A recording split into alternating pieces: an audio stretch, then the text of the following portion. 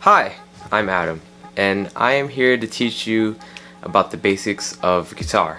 Now, that doesn't necessarily mean I'm going to teach you how to play your guitar. I'm not going to tell you how you should play your guitar. I'm here to just simply jumpstart you and teach you about things you should probably know before you want to go into learning it. Now, personally, I think that learning guitar or practically anything should be learned on your own and on your own pace.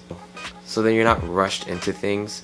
You want to go at your own pace and then be comfortable with what you can know and what you want to know. And if you're really into it, you could just keep going from there.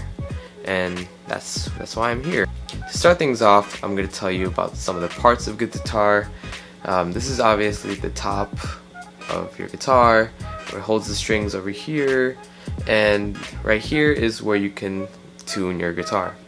Your guitar can be tuned to many different tunings, to different sounds that you want. A lot of rock bands or hardcore rock bands, they like to use drop C sharp, half step down, drop C, drop B, drop A if you want to get really metal or really heavy.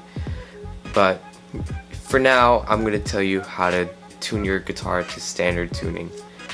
There's also the neck.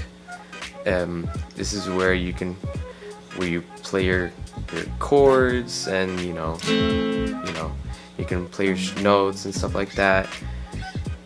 Now, if you can see on your guitar, you can see that there's different sections of your guitar where you can play your note, and then obviously if you keep going up, the notes go higher. So this would be called frets. Each section is called a fret. Frets start from 1, 2, 3, 4, 5, and then so on and so forth. And then obviously you have different sounds for each string. You got the waist down here, the body, just holding it like it's your little baby.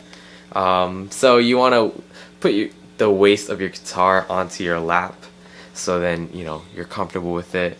Rest your arm onto your guitar. If you have an acoustic and it's a little bit bigger, of course it's going to be just slightly awkward, but you'll still kind of feel it, however big your guitar is. You just want to, hold it and feel it. So as long as you're comfortable with your guitar, you are definitely ready to go.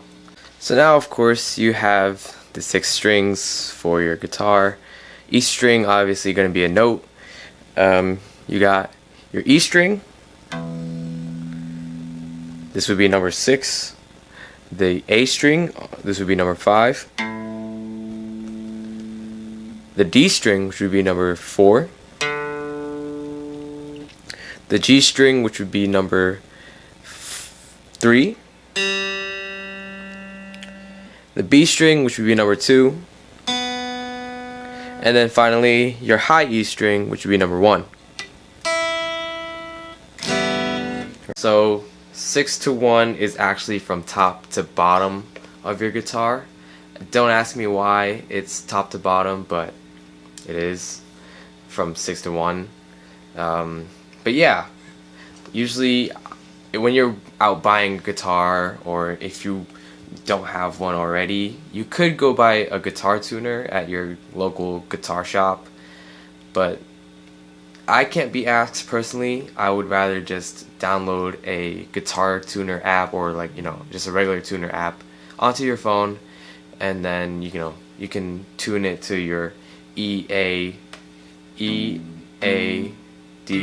G, B, and E strings.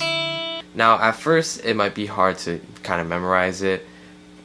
Sometimes it is hard for me too, but usually I use an acronym to kind of remember it. So I use every atom does good bread eating. You could, you don't have to use every atom. You could use something like every American does good bread eating, or you can make up your own acronym for it, as long as you're able to remember that it's E, A, D, G, B, E, from top to bottom. So that's the basic tuning of your guitar. and how to tune it. Now, next part is, wanting to strum your guitar. Honestly, there's different patterns to it. You want to feel your strings as best as you can. You can go, playing your scales, playing different notes, just trying to feel it. This is one of the skills that I have learned throughout learning guitar.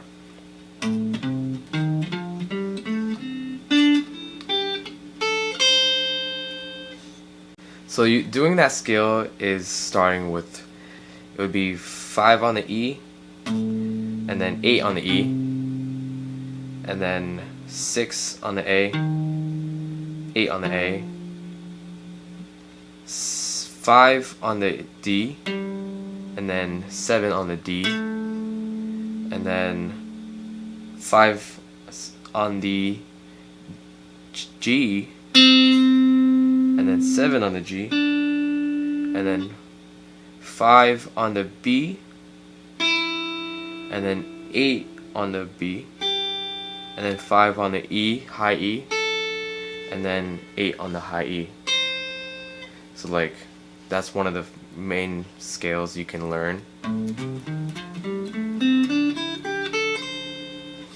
So the point of learning how to play scales, or you can literally just go regularly, if you can hear like how the scale would sound, if it makes sense to you, just play it, because the main point of that is that you want to feel every string so that you're comfortable with going from top string to the bottom string, without like confusing yourself, because usually people want to start with playing like the top string.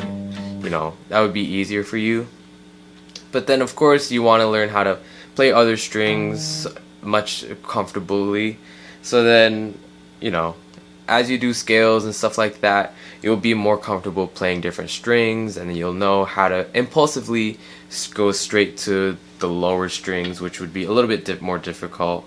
So that's why you want to do scales. You can easily look up any other scale.